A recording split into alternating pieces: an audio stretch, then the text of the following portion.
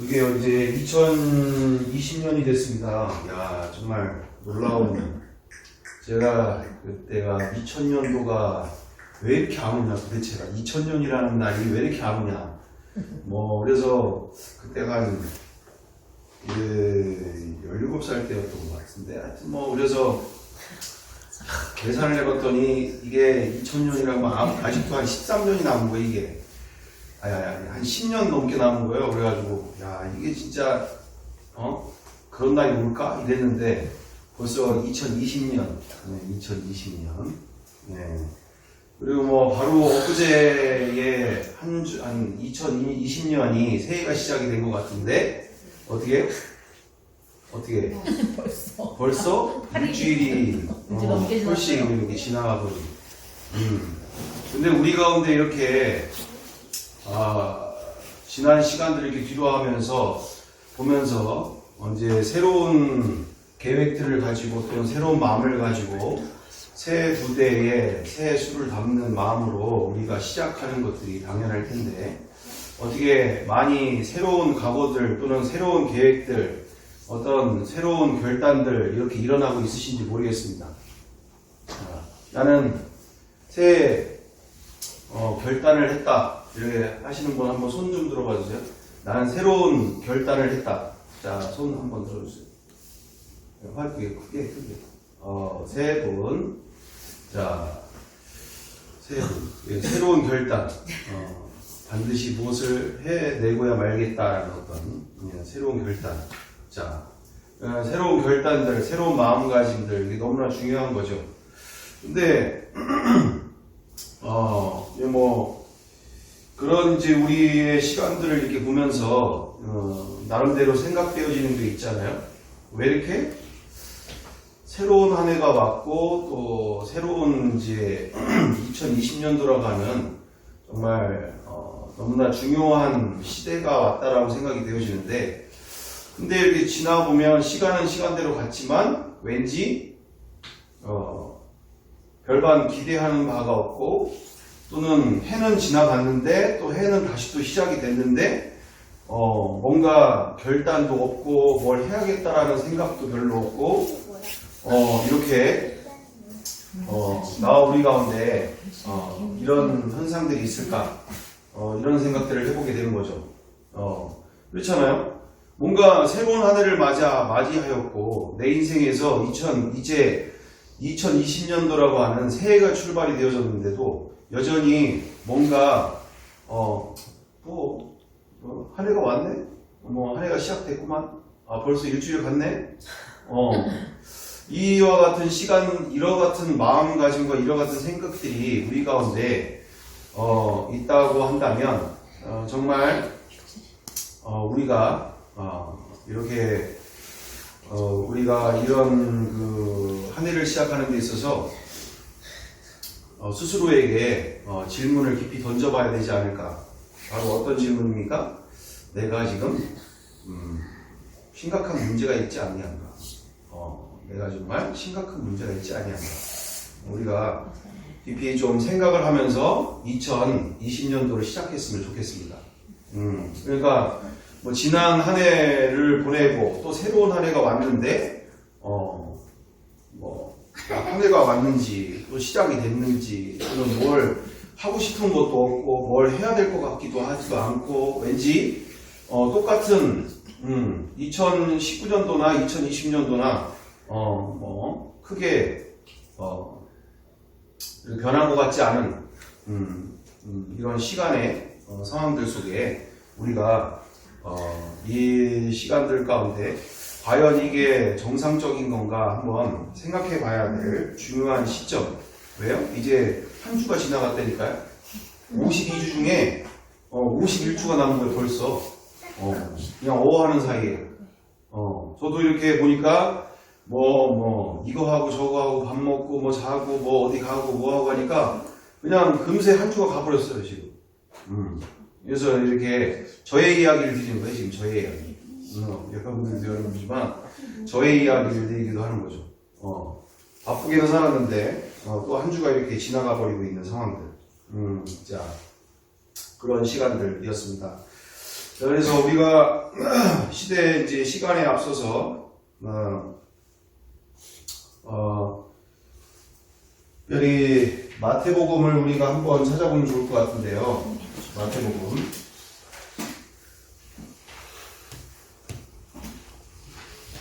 마태복음 7장 6장 19절이죠. 6장 19절.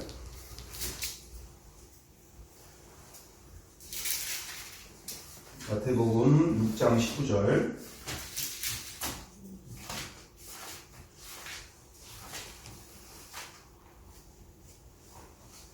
다 찾으셨죠? 자, 다 같이 읽어보겠습니다. 하나, 둘, 셋. 너희를 위하여 우물을 땅에 쌓아두지 말라. 거기는 종과 등록이 해하며 도둑이 구멍을 뚫고 도둑질하느니라. 오직 너희를 위하여 우물을 하늘에 쌓아두라. 거기는 종이나 등록이 해하지 못하며 도둑이 구멍을 뚫지도 못하고 도둑질도 못하느니라. 아멘. 아멘. 자, 보물이 뭡니까? 인간 세상에서는 가장 귀하다라고 하는 가치이죠. 우리가 쓰는 표현 중에 인간 세상에서, 우리의 세상에서 가장 귀한 것을 이야기할 때 보물, 이런 표현들을 이제 우리가 쓰게 되어지는 건데, 지금 우리가 중요하게 보게 되어지는 바가 한 해가 시작이 되어졌고, 우리는 다른 거는 다 불공평해요. 여러 가지 돈이 가지고 있는 사람과 돈 없는 사람, 배운 사람, 못 배운 사람, 여러 가지 이유를 가지고 다 불공평한 부분들이 있죠. 근데 태어날 때부터 그렇죠. 태어날 때부터 누구는 불공평하게 가진 집에서 또는 이렇게 좋은 환경에서 살 수 있도록 배움의 복들, 여러 가지의 이런 부분들이 있는데, 이 세상에서 가장 공평한 게 바로 무엇일까요? 모든 만민에게, 모든 인류에게 공평한 그 한 가지. 네? 아니요. 생명. 아니죠. 시간이죠, 시간. 네, 모든 이들에게 시간. 그래서 돈 많은 사람들이 불공평하긴 하지만 그나마도 이제 돈 많은 사람들도 죄를 짓게 되면 어디를 갑니까? 감옥을 가거나 내지는 어떤 기본적으로 이 세상에서 노동으로 대신 갚죠. 그래서 돈 많은 사람들은 하루에 한 1억씩 탕감하기도 하지만, 어쨌든 중요한 것은 못 배운 사람, 배운 사람, 가진 사람, 못 가진 사람, 모든 사람들이 죄를 보면 이 세상에서 이렇게 교도소에서 대신 징역살이를 하게 되어지는. 왜? 모든 사람들이 공평하게 처해 있는 상황은 시간 안에 존재할 수밖에 없는 존재, 시간이라고 하는 존재를 가지고 있기 때문에. 그래서 우리가 이렇게 한 해를 시작하면서 정말 내가 지난 한 해 동안, 그리고 지난 시간 동안 정말 어디에다가 내 가치와 내 보물을 쌓아두고 살고 있었는지를 검증하는 시간들이 되고 한 해가 시작이 되었으면 너무나 좋겠습니다. 그렇죠. 오늘 말씀 가운데 뭐라고 말씀하십니까? 보물을 땅에 쌓아두지 말라. 거기는 좀과 등록이 해하며 도둑이 구멍을 뚫고 도적질 하느니라.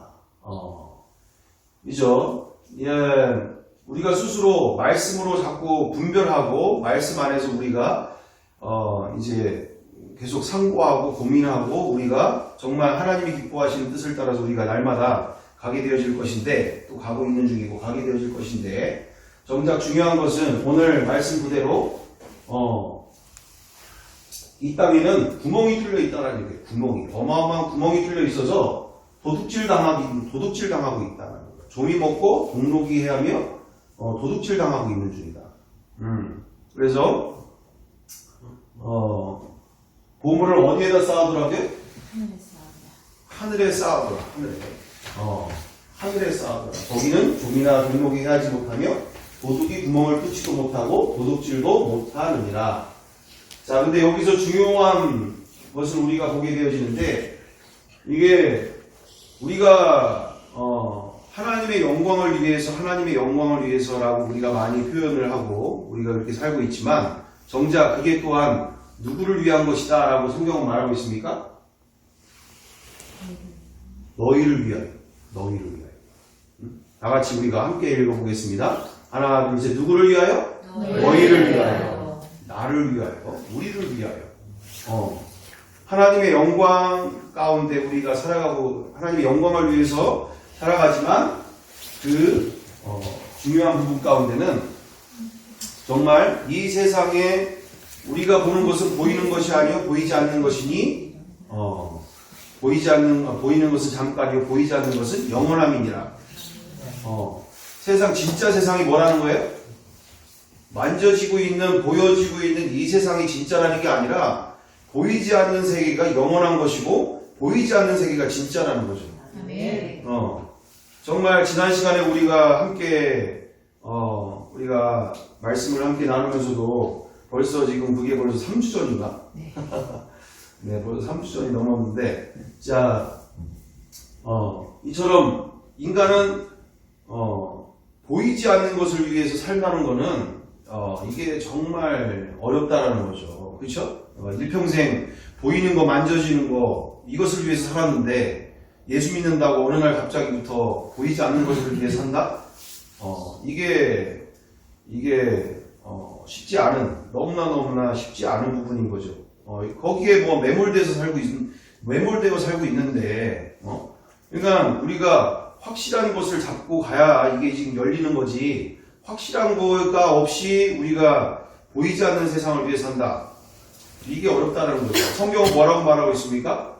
저게 보물이라는 거예요. 밖에 지금 돌아다니고 있는 저 사람들 한 사람 한 사람이 우리가 보기에는 깡패고 건달이고 양아치고 뭐 알코올 중독자고 뭐 별의별 사람인데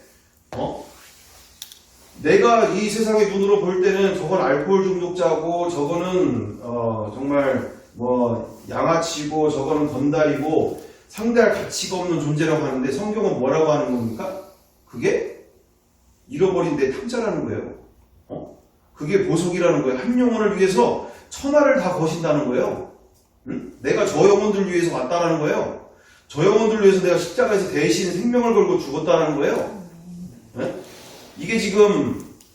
이게 인지가 되고 거기에다가 내 모든 시간과 열정과 그 마음을 거기다 드린다는 게 이게 정상적인 걸로 가능하냐는 얘기죠. 응? 정상적인 걸로 가능하냐는 얘기예요. 이게 저 한 사람 한 사람이 보석덩이라는 거예요. 보석덩이. 금덩어리가 돌아다닌다는 거예요. 우리가 생각하는 우리가 손으로 만져지는 이 금덩이가 진짜 금덩이가 아니고 저 한 영혼들이 밖에 돌아다니는 저 영혼들이 금덩어리라는 거예요. 금덩어리. 성경이 말하고 있는 말씀 가운데서 말하고 있는 보물은 우리가 당장 만지고 있는 이 금덩어리, 이 금괴 하나가 거의 2천만 원, 3천만 원씩 할 텐데, 그 금괴가 진짜가 아니라 저 한 영혼이 금덩어리라는 거예요, 금덩어리. 영원한 가치를 가지고 있는, 영원한, 그리고, 이것을 위해서 천하를 다, 줄 정도로 더 가치 있는 영혼이라는 거죠.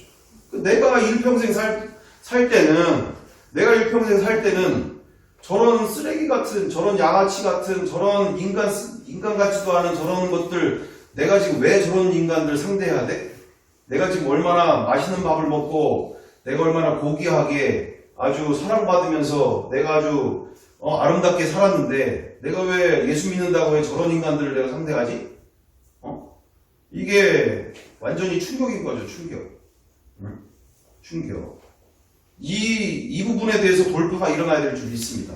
네. 이 부분이 돌파가 일어난다는 거예요. 나야 된다는 거죠. 정말 말씀이 진짜냐, 세상 가치가 진짜냐, 여기서 정말 결론을 내야 되는 거예요. 그래서 오늘 말씀 그대로 이것이 또한 너를 위한 거라는 얘기예요. 너를 위한 거. 그리고 나를 위한 거라는 얘기죠.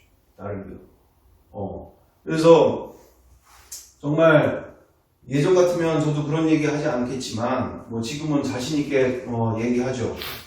이렇게 우리가 우리가 이 사는 날 동안 돈을 많이 벌 수도 있고 돈을 못 벌 수도 있고 또는 뭐를 잘할 수도 있고 못할 수도 있고 이렇게 하지만 우리가 정말 이 지난 한 해를 돌아보면서 나의 시간이 나의 그 많은 열정들이 그리고 내가 가장 귀중하고 가치 있다라고 하는 것에 당연히 거기에 시간과 물질이 들어가게 돼 있는 거거든요. 그렇잖아요. 내 지난 시간을 통하여서 내 가치가 어디에 있었는지를 확인하는 시간이 되길 바랍니다. 지난 한 해를 돌아보면서 내가 정말 내 시간과 물질을 어디에다가 쏟고 있었는가. 거기에 내가 생각하고 있는 가치, 내가 중요하다고 생각했던 것이 거기에 들어있기 때문에. 이처럼 사람은 부인을 못하는 거죠. 말 그대로 내가 겉으로 보기에는 하나님의 영광을 위해 산다고 하지만 정작 그의 일주일의 삶, 한 달의 삶, 1년의 삶을 뒤로 보면 내가 무엇을 가치를 두고 살고 있었는지를 명확하게 인지하게 되어지는 거죠. 정말 우리가 이렇게 말로는 심판을 준비하고 있고 주님 앞에 설날을 준비하고 있고 그분이 나의 주인이시며 나의 하나님이심을 우리가 부활로 확증하면 시간 가운데서도 정작 우리는 여전히 내가 원하는 가치를 향해서 많은 시간과 물질들을 쏟고 있었지 않냐는가. 그래서 우리가 이 시간들을 통해서 보면서 이 고린도전서 16장 22절 우리가 다 같이 함께 보겠습니다. 고린도전서 16장 22절.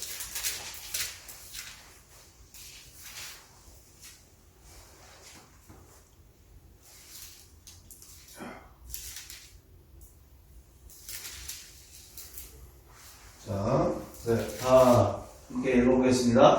만일 누구든지 주를 사랑하지 아니하면 저주를 받을지어다. 우리 주여 오시옵소서. 아멘. 아멘.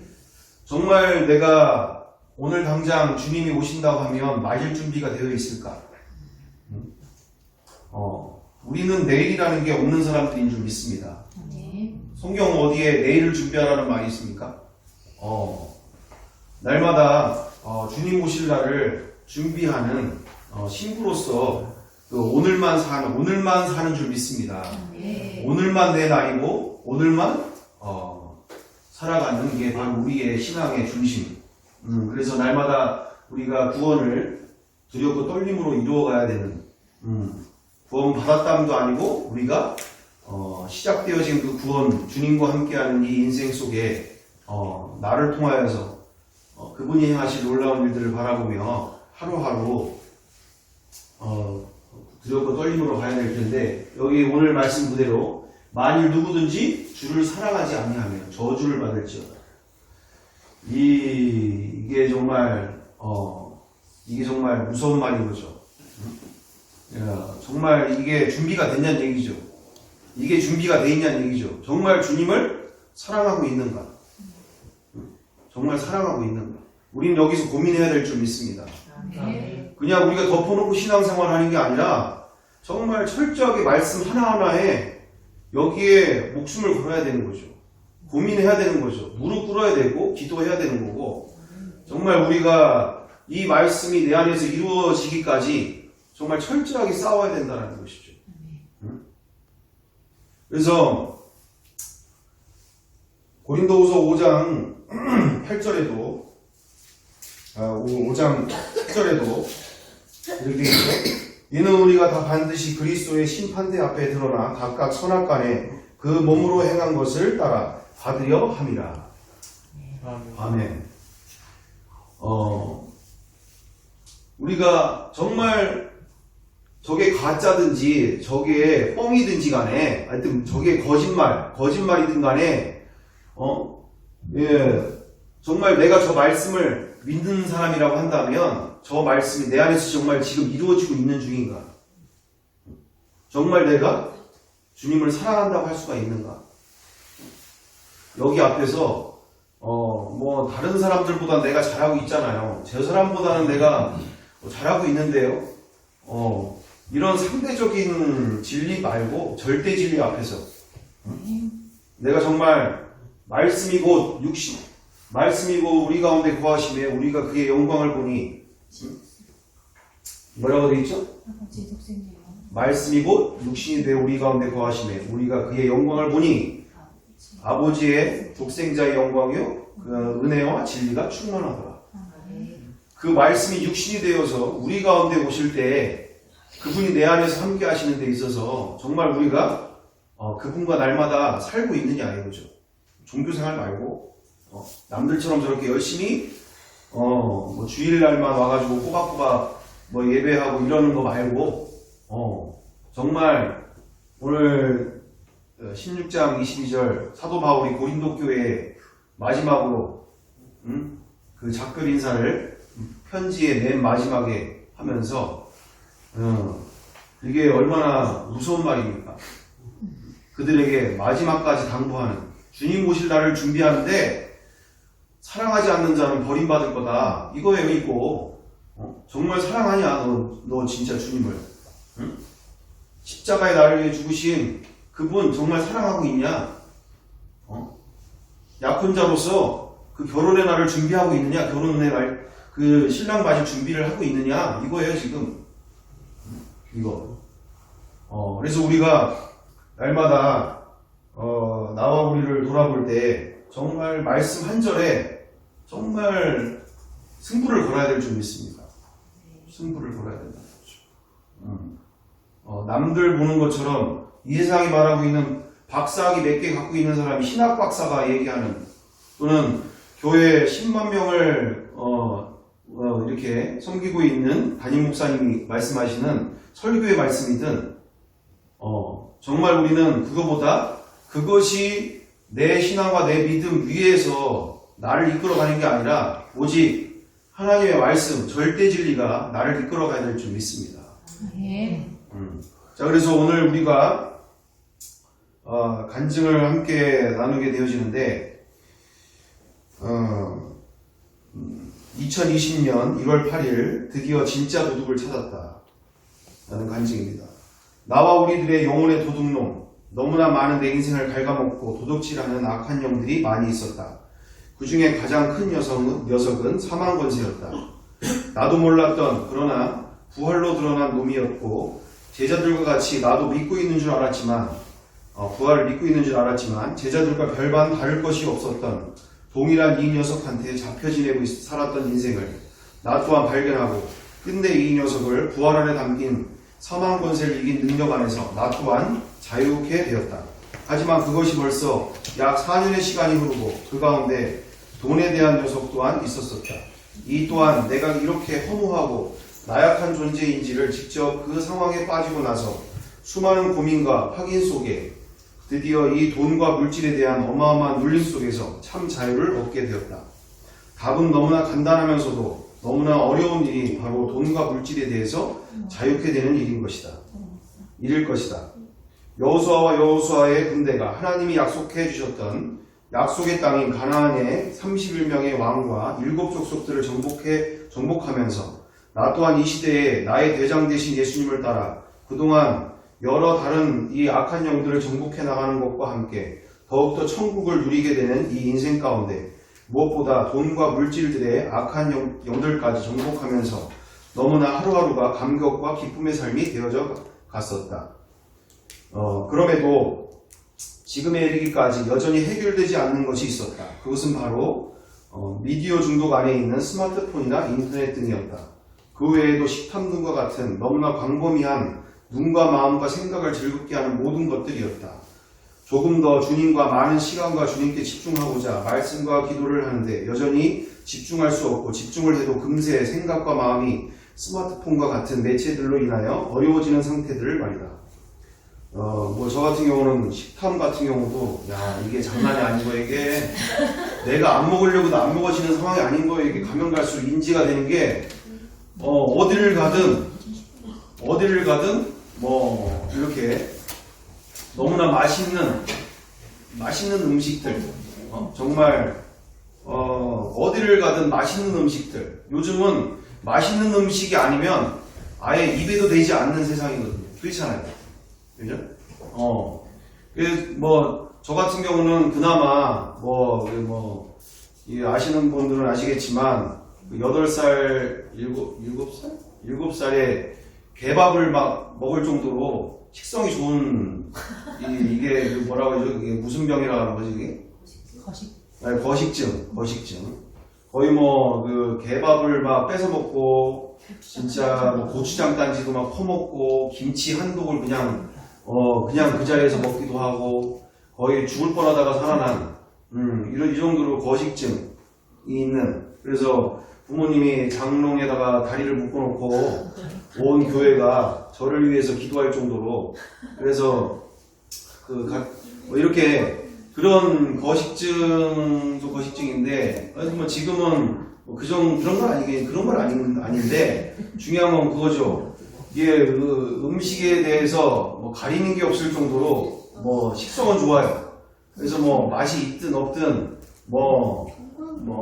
남기는 것 자체가 용납이 안 돼서 거의 이렇게 어디를 가든 그러니까 가급적이면 버리는 음식 요만큼도 없게끔 이렇게 다 막 먹는 스타일인데, 제가 지금 몇 킬로 되는 것 같으세요? 거의 지금 75 정도 되시나? 거의 80이 가까이 되고 있는 상황. 80이 가까이. 이게 한 해가 지나갈수록 이게 돼서 지금 이제 신발장에다 운동화를 딱 올려놨는데 띠리라. 새 띠리라. 신발장 위에다가 이렇게 지금 딱 올려놨는데 새 운동화를 딱. 저기 이렇게 말르셨는데 나중에 이렇게 살이 찌셨다는데 어째 목사님이 또 그래서 지금 새 운동화를 딱 이제 갖다 놨는데, 그래요. 하여튼 이제 본격적으로 좀 뛰어야 되지 않나. 이제 더 이상은 이게 바지도 제대로 안 맞는 지금 상황이 갈수록 네. 그래서 지금 요번에 장인어른 만나뵀는데 저한테 36인치 바지를 선물로 주신 거예요. 그래서 36인치요? 왜 36인치요? 그랬더니 이게 치수만 그렇게 나온 거지. 작다고. 이게 지금 한 34 정도밖에 안 돼. 이렇게 얘기하는데, 이거 34도 이게 지금 장난이 아니잖아. 근데 34를 딱 했는데 딱 맞는 거 이게. 야, 이거 내가 소시적에 28을 내가 입었는데 이게 지금 장난 아니다 이거. 여튼 어디를 가든 먹을 게 항상 준비되어 있는, 그리고 우리의 미덕이라는 것이 배 터지게는 아니더라도 아주 더 먹어 먹고서가 배고프면 안 돼. 그냥 더 먹어. 그냥 이게 지금 일상화되어 있는 상황들. 그래서 집에 와서도 이게 너무나 잠을 자기가 어려운 일이 있는 거죠. 너무 많이 먹다 보니까 일찍 자기가 어려운 상황들이 벌어지는. 자, 그래서 이런 상황들이 있는데, 어찌됐든 그런데 이번 2019년 연말부터 시작하여 새해가 되면서 어느 정도 명확한 감과 함께 확신을 가지고 있었지만 춘천한마음교회의 간증들을 보면서 더욱더 명확해졌다. 그것은 바로 다름 아닌 풍요다. 풍요. 다른 말로 말하면 만모니즘이다. 이것이 나와 우리가 직면한 현재 대한민국에서 직면한 이단들이나 이 대한민국의 정치 문제들보다 가장 커다란 의미였다. 다른 것들은 바로 인지할 수 있을 정도로 더럽거나 추하거나 또한 바로 거부할 수 있을 정도로 표시가 명확하고 뚜렷한 것이다. 하지만 이 만모는 나의 눈과 마음을 언제나 편안하고 안락하게 하며 언제든지 먹고 싶은 것은 마음대로 먹게 만들며 내가 먹고 싶지 않더라도 이 한국 땅에서는 결코 풍요롭고 안락한 이 삶을 뒤로하고 주님을 찾을 수 없게 안락한 삶을 추구하며 주님을 찾을 수 없게 만들고 있다. 그렇다. 죽음과 이 돈과 같은 물질 뒤에 가장 큰 놈을 드디어 만났다. 한국 땅에서 신앙을 갖고 주님과 함께 할 때에 가장 대적이 되는 것이 바로 만몬의 악한 영혼, 즉 풍요였다. 특별히 우리나라 같은 경우가 우리가 이제 새해를 시작하면서 정확하게 인지하게 되어지는 것이 이제 바로 너무나 놀라운 것이 바로 이 풍요라는 거죠. 이 내 눈과 마음을 즐길 수 있는 그 어느 곳에 있든지 다 이미 대한민국이 완전히 잠겨 있는, 그래서 누구와 정말 적을 지피지기면 백전백승인데 적을 정확하게 인지를 못하고 있는 거죠.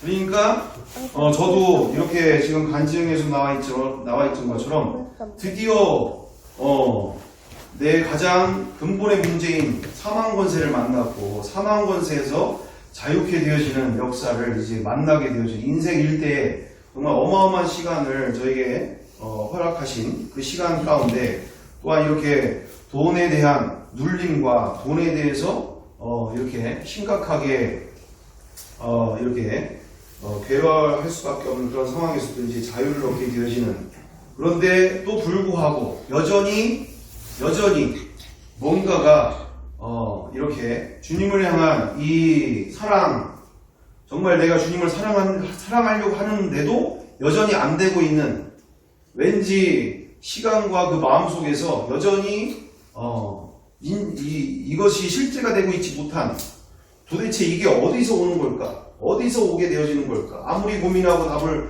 보는데 드디어 이제 2019년도 마지막이 되면서 2020년도가 되면서 명확해지는 것, 바로 풍요라는 거죠. 말 그대로 개구리가 아시다시피 뜨거운 물 속에, 따뜻한 물 속에 들어가 있다가 자기가 죽는지도 모르게 나중에 끌어 죽는 상황들이 벌어지는 것처럼 편안하다 부족한 게 없다 다 가졌다 하면서 결국은 내 눈과 마음이 주님과 멀어져 가버리고 있는 그 실태.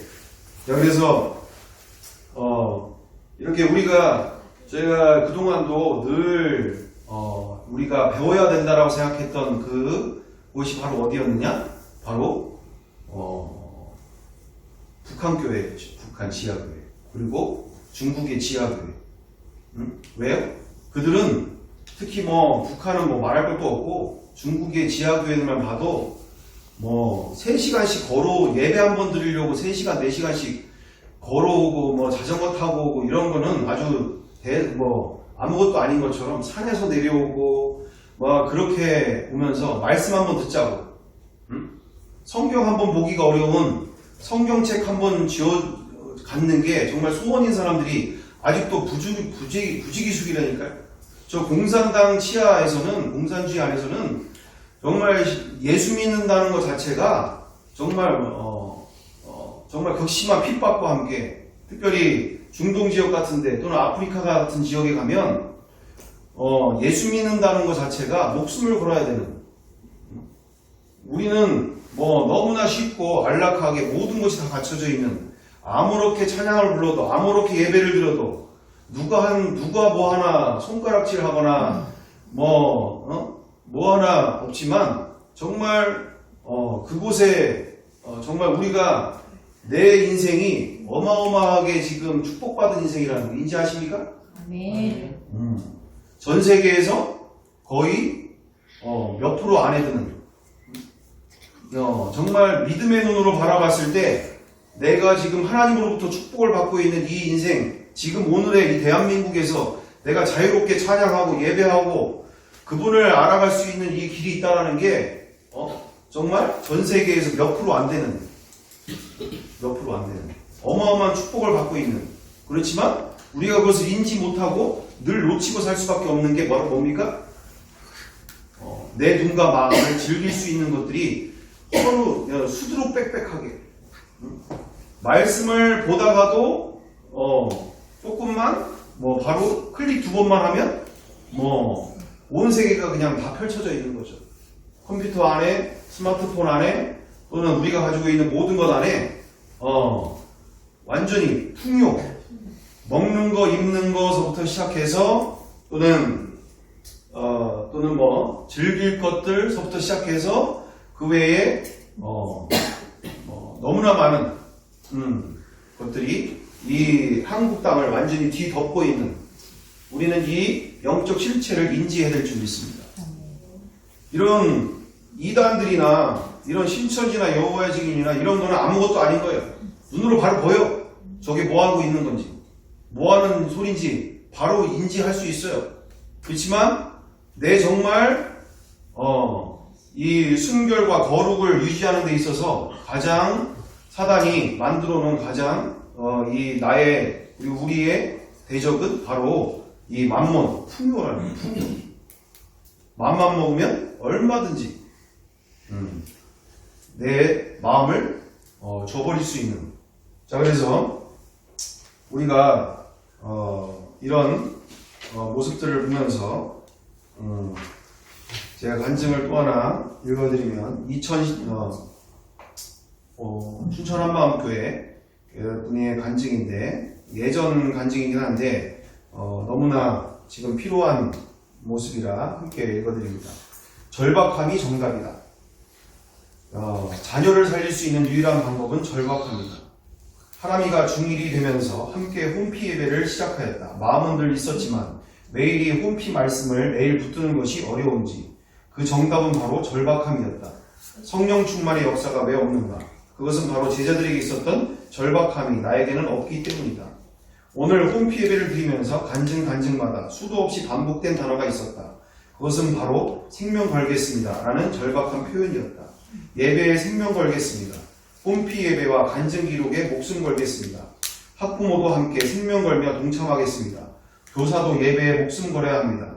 찬양 준비에 함께 목숨 걸고 준비하고 동참해야 합니다. 등 수도 없이 반복되는 이 절박한 단어에 마음이 숙연해졌다. 아니 회개가 되었다. 이 절박함이 없다면 절대 성령 충만의 역사를, 초대교회의 역사를 기대할 수 없으며 이 절박함이 없다면 우리 아이들을 살릴 수가 없는 것이다. 이 절박함만이 세상으로 빨려 들어가고 무너져가는 아이들을 살릴 수 있는 유일한 길임이 선포되어진 말씀마다 절절히 되어져 있었다. 하나님께 이 자녀들을 살려달라는 절박한 기도, 공동체가 전심으로 하나 되어 한마음 되어 전적으로 성령의 역사를 갈구하며 당신께서 하시지 않으면 절대 이 아이들을 살릴 수 없다는 이 절박한 울부짖음과 굴복이 없이는 절대 우리 자녀들을 살릴 수 없음을 말씀하셨다. 미가서 1장 16절 유다 사람들아 너희가 사랑하는 자녀를 위해 슬퍼하며 너희 머리를 밀어 독수리처럼 대머리가 되게 하라. 너희 자녀들이 포로로 잡혀갈 것이다. 정말 이게 누구의 말씀이 아니라 정말 우리 가정에서도 지금 벌써 이루어지고 있는 상황이죠. 내 자녀가 지금 포로되어져 가고 있다. 잡혀갈 것이다.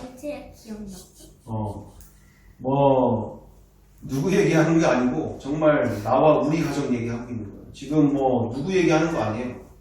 이 지금 우리가 정확하게 인지해야 될 것이 내 손자, 손녀 그리고 내 자녀 얘기까지 지금 완전히 잡혀가고 있는 종로를 타고 있는 상황이 되니까요. 내 가까이 있는 모든 일들이 지금 이 세대 가운데 이게 얼마나 지금 어마어마한 공격 속에 우리가 살고 있는지 인지해야 될 줄 믿습니다. 누가복음 23장 28절 예수님은 몸을 돌이켜 그들에게 이렇게 말씀하셨다. 예루살렘의 딸들아 나를 위해 울지 말고 너희와 너희 자녀들을 위해 울어라. 알고만 있다고 절대 역사가 일어나지 않는다. 예수님이 나를 사랑하심을 십자가로 보여주셨듯이 자녀를 살리기 위한 부모의 사랑은 목숨 건 무릎으로 열매를 맺는다. 절박한 기도, 공동체의 예배에 함께 목숨 건 집중력과 간증기록, 홈피 예배로 승부수가 나는 것이다. 두 번째, 말씀을 상고함으로 하나님과의 통로를 열고 세상에서 위근호의 삶을 살게 하라. 생각은 하나님과의 통로라는 말씀이 너무 마음을 강타했다. 말씀을 상고할수록 주님과의 통로가 열리고 더욱 주님을 알게 되고 사랑하게 된다. 매일 말씀을 상고함이 얼마나 중요한지 선포하셨다. 반대로 생각은 마귀와의 통로이기도 하다. 그래서 마귀는 끊임없이 내가 받든 받지 않든 생각의 불화살을 날린다. 하루의 삶 중에서 우선순위로 생각을 선점하는 것이 너무나 중요하다. 생각을 지켜 결국 마음을 지키는 것이다.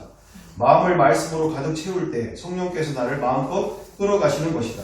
목사님께서 선포해 주신 세 구절을 마음 깊이 새기고 싶다. 사도행전 17장 11절 베레아 사람들은 데살로니가에 있는 사람보다 더 신사적이어서 간절한 마음으로 말씀을 받고 이것이 그러한가 하여 날마다 성경을 상고함으로. 요한복음 5장 39절 너희가 성경에서 영생 성경을 상고하거니와 이 성경이 곧 내게 대하여 증거하는 것이로다. 베드로전서 1장 10절 이 구원에 대하여는 너희에게 임할 은혜를 예언하는 선지자들이 연구하고 부지런히 살펴서 간절함은 절박함에서 나오는 것이다. 절박함이 없다면 간절함은 잠시 나타났다 사라질 뿐이다. 호기심과 절박함은 다르다. 이것 아니면 안 된다는 것이 바로 절박함이다. 말씀이 아니면 이 세상을 이길 수 없다. 말씀을 붙들 때 세상을 이기는 복음의 능력이 나타나는 것이며 복음의 능력을 맛보고 누릴 수 있다. 나를 통해 복음의 광채가 나오는 것인데 이는 간절히 말씀을 상고하고 붙들 때 성령께서 역사하시는 것이다. 그렇게 되면 위그노의 삶은 그냥 되어지는 것이다. 주의 말씀 안에 젖어 살 때 그분의 것이 내 안에 가득할 때 온통 예수님만 나오는 삶이 되어지는 것이다. 그 사람이 바로 위그노의 삶이 사라지는 것이다. 우선순위에 핀을 꽂고 살면 그 다음 것들은 그냥 되어지는 역사. 이것이 복음이다. 나에게서 능력이 나오는 것이 아니라 이미 전능자께서 이루신 말씀, 복음 이 자체가 능력인 것이다. 이 능력을 붙들기만 하면 된다. 무엇으로? 생명건 절박함. 이것만이 오늘 하루 이 어둠의 세상을 이길 수 있고 살아가는 유일한 길이다. 예수님만이 유일한 희망이며 소망이며 길이다. 저도 이 절박함 앞에 목숨 걸고 함께 나가겠습니다. 우리의 자녀들을 살려주시옵소서. 아멘. 아멘. 이제 여기 춘천한마음교회 같은 경우는 지금 스마트폰과 지금 전쟁을 벌이고 있는 중이거든요. 이 스마트폰이 얼마나 생각과 마음을 뺏어가고 있는 얼마나 무서운 적인지. 그래서 우리가 다른 부분들은 제쳐두고 배울 것은 배워야 된다고 생각합니다. 그래서 이렇게 그런 부분을만 발췌해서 여러분들한테 이렇게 함께 나누게 되어지는 거죠. 2019년 12월 30일 스마트폰이 예수님을 대체하고 있었다. 예비교사 작은 오해진 이번 주 중고등부 예배를 드리면서 성령님에 대한 갈급한 마음이 생기지 않는 것과 주님과 인격적인 관계를 맺는 것이 무엇인지를 모르는 이유가 어디에 있는지 정확히 찾게 되었다. 다른 것이 아니라 스마트폰이었다. 스마트폰이 삶을 지배하게 되고 스마트폰을 손에서 놓지 않아서였다. 목사님 말씀처럼 스마트폰은 인간이 원하는 것을 거의 다 충족시켜준다. 자신의 존재를 스마트폰 속 가상현실에서 찾기도 하고 사람과 관계를 갖는 것도 얼굴을 보지 않고 스마트폰 속에서 하게 되고 자신의 무력함도 스마트폰 속의 여러 콘텐츠들을 통해 채우게 되고 수많은 스트레스와 우울과 외로움을 스마트폰을 통해 해소하게 된다. 현실 속에서 어떤 문제에 부딪혔을 때 그 문제를 풀려고 도전하거나 해결책을 생각하지 않는다. 스마트폰으로 들어가면 해소되기 때문이다. 스마트폰이 대부분의 것들을 해소시켜주고 충족시켜주니 예수님을 찾지 않는다. 찾을 이유가 굳이 없다. 이분에 대한 간절함도 없어진다. 저는 왜 갈급하지 않을까? 또는 하나님과 인격적인 관계를 갖는 것이 뭔지 모르겠어요. 이런 질문을 많이 받았었다. 밑빠진 독에 물을 붓기 때문이라는 것을 알고 있었다. 하지만 그것이 정확히 스마트폰이라는 것을 잡지는 못했었다. 그런데 어제 중고등부 예배를 드리고 교제하며 도둑놈을 잡았다. 나누는 말씀 가운데 성령님께서 어마어마한 공감력을 주셨다. 세상 모든 사람이 스마트폰을 손에 쥐고 살아가고 있고 그것이 너무 일상적이고 평범한 것이 되었다. 그래서 스마트폰이 사람을 망가뜨린다는 말을 우리 아이들에게 하면 아이들이 신앙적인 측면에서 들을 수 있는데 그것이 아니라는 것을 실제 상황을 설명하며 나누는데 다들 공감하였다. 세상에 유명한 IT 회사를 다니는 부모들의 자녀들은 IT 기기가 없는 학교에 다니고 관리를 받는다는 것을 말해주며 그들은 크리스천이라서 스마트폰을 멀리하는 것이 아니라는 것을 집어주고 객관성을 열어주었다. 그렇죠. 아이폰을 만든 사람들은 오히려 자기 자녀들을 스마트폰이 없는 사립학교에 다니게 하고 절대 이걸 사용하지 못하게 학교에서나 집에서나 그것을 가르치고 하지 못하게 한다는 거죠. 근데 정작 우리는 전혀 이제 그들이 크리스천이 아님에도 불구하고 그렇게 삶에도 우리는 정작 크리스천임에도 불구하고 이렇게. 그래서 이게 무엇을 시사하고 있습니까? 그만큼 이 마지막 시대에 정말 우리가 정신 똑바로 차리지 않으면 나도 죽고 내 주변의 사람들도 다 죽게 되어진다. 내가 바로 살아야 지금 내 주변에 있는 이들이 살 수가 있기 때문에. 자, 그래서 생각을 못하고 행동도 못하는 바보가 되고 스마트폰의 노예가 되고 폐인이 된다는 말이다. 모든 것을 스마트폰 안에서 충족하니 사람을 직접 만날 필요가 없고 직업도 어느 정도 먹고 살 만큼 벌면 된다는 식의 삶을 살게 된다는 것도 말해주었다. 꿈이 없고 열정이 없다는 것도 말해주었다. 그런데 성령께서 놀랍게 역사해 주셨다. 더 나아가 신앙의 고민, 저는 왜 갈급하지 않을까? 또는 하나님과 인격적인 관계를 갖는 것이 뭔지 모르겠어요의 답. 스마트폰에서 채우기 때문에 굳이 예수님을 찾지 않는 것이라는 것을 말하는데 성령께서 역사해 주셨다.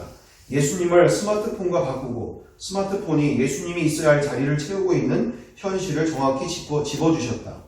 예수님을 찾지 않고 간절함이 없으니 이분과 교제할 수 없다. 교제를 해보지 못하니 인격적인 관계가 무엇인지 알 수가 없고 주님 안에 있는 진짜 기쁨과 평강과 자유를 맛보지 못한다. 하나님과의 관계가 단절된 너무도 어려운 상황이 된다. 나를 뒤돌아보니 나도 그랬다. 첫 번째로는 언제부터인지 모르겠지만 머리에 생각이 쏟아져 들어오고 복잡해지며 스마트폰으로 여러 가지 영상을 보았다. 원래 영상을 잘 보는 것을 싫어했었는데 이렇게 생각이 들어올 때 영상을 보면 생각이 들어오지 않고 머리가 멈추는 것을 경험하면서 영상을 보았다. 최근에는 하루에 영화를 2편을 봤다. 원래 영화 1편 보는 것도 싫어하고 힘들어했는데 생각이 멈춰지니 쭉 4시간을 보았다. 완전 노예였다. 생각이 들어오면 말씀으로 쳐내고 하나님의 것으로 가치관을 바꿔야 하는데 어둠에 어둠을 더 해놓고 해결이 된 것처럼 지냈다. 이것이 반복되니 나중에는 머리가 백지가 되어 돌아가지 않았다. 일상 속에서 누군가 질문을 하면 대답을 못했다. 두 번째로 직장에서 스마트폰을 쥐고 있을 때와 놓고 있을 때의 차이다. 핸드폰에 배터리가 없고 충전을 시켜놓을 때 나는 성경책을 편다. 짧은 시간이든 긴 시간이든 말이다. 하지만 이렇지 않을 때는 계속 스마트폰을 만지작거린다. 하는 것도 없으면서 괜히 만진다. 이렇게 나는 말씀을 볼 수 있는 시간을 다 날려버렸다. 그런데 이게 반복되니 말씀을 볼 수 있는 시간만 날린 것이 아니라 말씀을 보고자 하는 의지와 마음도 날렸음을 알게 되었다. 일하는 중간중간에 있는 1분의 시간 30초의 시간에도 말씀을 봤었는데 이런 것이 당연하게 포기되어 있었다. 이게 정말 후회가 되었다. 그래서 이번 주 말씀을 들으며 내 영혼을 갉아먹는 스마트폰을 절제하기로 했다. 하루에 스마트폰 1시간 사용하지 않는 것을 실천하기로 마음을 정했다. 그리고 핸드폰 요금제도 바꾸기로 마음을 정했다. 인자하면서 이것과 싸울 것이다. 다시 주님과의 깊은 사귐의 시간으로 들어가 볼 것이다. 아멘. 네. 자, 여기 우선 이 영상 짧은 거 1분 30초짜리 있는데, 자, 이처럼 우리가 새해를 시작하는 데 있어서 정말 적을 정확하게 인지하고 우리가 나아가야 될 줄 믿습니다. 보겠습니다. 손에 스마트폰을 든 사람들입니다. 얼굴이 스마트폰으로 빨려 들어가고 있는데요. 현대인들의 새로운 질병으로 불리는 스마트폰 중독의 심각성을 깨닫게 하는 사진들. 네, 무언가를 검색하고 누군가와 메시지를 주고받고 사진도 찍고 하루 종일 손에서 놓지 않는 것, 바로 스마트폰이죠. 프랑스 출신 사진작가 안토니 바이거는 사람들이 각자의 스마트폰 삼매경에 빠져있는 모습을 보며 이를 일깨워주기 위한 프로젝트를 진행했습니다. 어떤가요? 영혼까지 빨려 들어가는 듯한 모습이죠. 사람과의 대화보다는 습관적으로 스마트폰에 매달리는 우리의 모습을 보게 되는데요. 스마트폰 중독으로 현대인들은 누군가와 무엇을 같이 하기보다는 혼자 놀기에 익숙해지곤 합니다. 그동안 주변과의 소중한 관계를 잊고 살지는 않았는지 잠시 생각해보게 하는 사진인 것 같습니다.